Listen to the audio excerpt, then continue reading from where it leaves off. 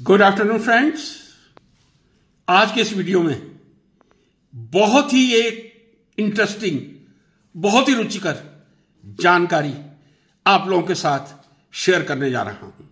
जी हां, वो जानकारी एक ऐसे शहर के बारे में है जिस शहर से लगभग 26 वर्ष मेरा बहुत ही इंटीमेट नाता रहा है। और यदि मैं ये कह दूं, मेरा तो इंटीमेट नाता रहा है, इस देश की 145 करोड़ जनता का भी मेरे शहर पाटन से बहुत ही गहरा संबंध है। यह कहने में मुझे कोई अतिशयोक्ति नहीं, कोई एग्जीक्रेशन नहीं। जी हां फ्रेंड्स, पाटन के बिना आज के जमाने में भारतवर्ष में रहना, मैं ये तो नहीं कहूंगा असंभव है, बहुत मुश्किल है। It is very difficult to live without Patan city with you in India. Patan, my loved, my beloved city, where I did serve for about 26 years.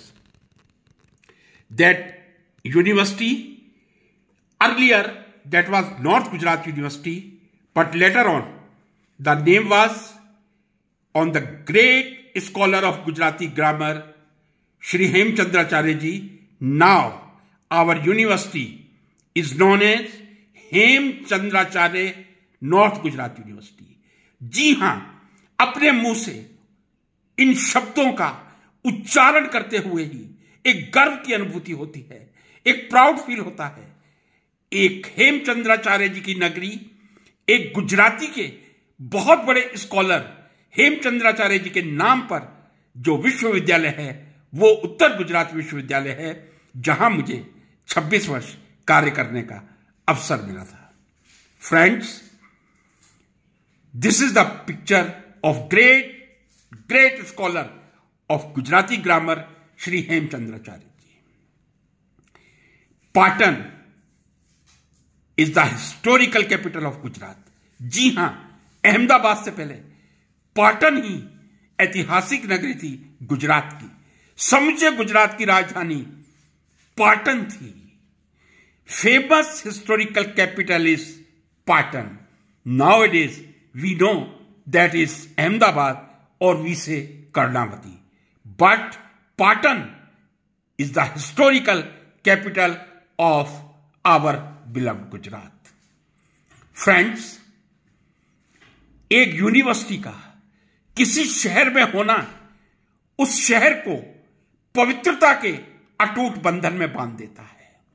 ठीक इसी तरह उत्तर गुजरात विश्वविद्यालय का पाटन में होना और हेमचंद्राचार्य जी के नाम का विश्वविद्यालय के नाम से संलग्न होना एक स्कॉलरिस्टिक अनुभूति का अनुभव केवल मेरे को नहीं करवाता, मेरे विश्वविद्यालय के हर शिक्षक को करवाता है, विश्वविद्यालय में प्रवेश करने वाले हर विद्यार्थी को करवाता है, हर अतिथि को करवाता है। ऐसे अनेक मेरे मित्र होंगे जिन्होंने उत्तर गुजरात विश्वविद्यालय को भ्रमण करने का सौभाग्य प्राप्त किया होगा और हेमचंद्राचार्य जी को अपनी श्रद्धांजलि अर्पित करने का भी। जिन्होंने यह अवसर प्राप्त नहीं किया, कृपया जरूर प्राप्त करें। मैंने शुरू में एक बात कही थी, मेरा तो वो इंटीमेट शहर है, बिलव्ड शहर है, लेकिन 145 करोड़ भारतीयों का पाटन के बिना रहना संभव नहीं है। क्यों मैंने ये बात कही थी? क्या इसके पीछे कोई कारण था? कारण बहुत बड़ा था जो मुझे एक्सप्लेन करना पड़ेगा। जिन लोगों ने पाटन का भ्रमण किया है शायद वो इस पिक्चर से परिचित हो गए होंगे। जी हां, यह है पाटन का प्रसिद्ध पर्यटन स्थल रानी की वाव, जिसको इंग्लिश में मैं कहूं द क्वींस स्टेपवेल। रानी की वाव, जहां जैसा मैंने कहा पाटन हिस्टोरिकल कैपिटल रहा है। पाटन की महारानी जिस वाव में स्नान किया करती थी उन्हें रानी की वाव कहा जाता है। यह एक हिस्टोरिकल मोमेंट वर्ल्ड हेरिटेज में शामिल किया गया है। वास्तुकला का एक अद्भुत नमूना देखने को मिलता है। इतने पुराने समय में जब वास्तुकला का ज्ञान कितना था यह मैं नहीं कह सकता, लेकिन साधन बहुत सीमित थे उस समय। इस क्वींस स्टेपवेल रानी की वाव का निर्माण करवाना ऐतिहासिक नगरी पाटन में यह एक बहुत बड़ी उपलब्धि मानता हूं। जी हां, अब आप सोच रहे होंगे इसमें उपलब्धि की क्या बात है, इस पे आऊं। इससे पहले एक और उपलब्धि आपको पाटन की दिखा देता हूं, वो आपको सिर्फ पाटन में ही मिलेगा। एक बार जब सुरभि कार्यक्रम आया था तब मुझे याद है 90 के आसपास प्रश्न भी किया गया था। ये एक विचित्र साड़ी है जिसको पटोला कहा जाता है। ये केवल आपको पाटन में ही मिलेगी, पाटन के अलावा कहीं नहीं मिलेगी।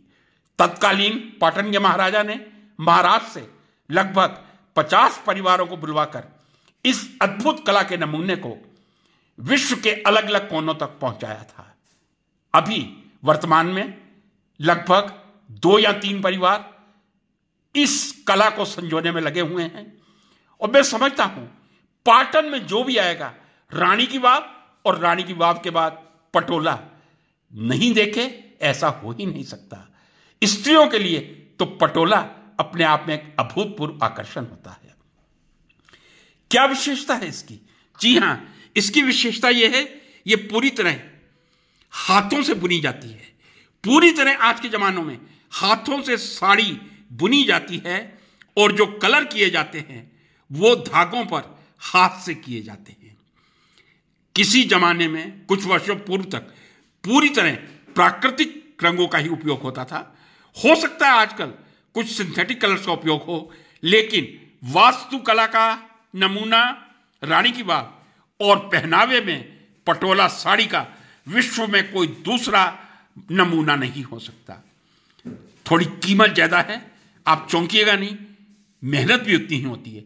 एक पटोला साड़ी को बनाने में 6 महीने से 1 वर्ष का समय लगता है और पटोला साड़ी की कीमत 50,000 से 10-15 लाख रुपए तक जाती है। इसलिए स्त्रियों के लिए केवल पाटन की रानी की वाव नहीं, पटोला साड़ी जो एक अद्भुत नमूना है और साल्वी परिवारों को पूरे भारत ने सैल्यूट किया है। कोई ऐसा पुरस्कार नहीं है, कोई ऐसा राष्ट्रपति नहीं है जिसके द्वारा इन पाटन के अद्भुत कलाकारों को पुरस्कृत नहीं किया गया हो। मैं नमन करता हूं, प्रणाम करता हूं साल्वी परिवारों को।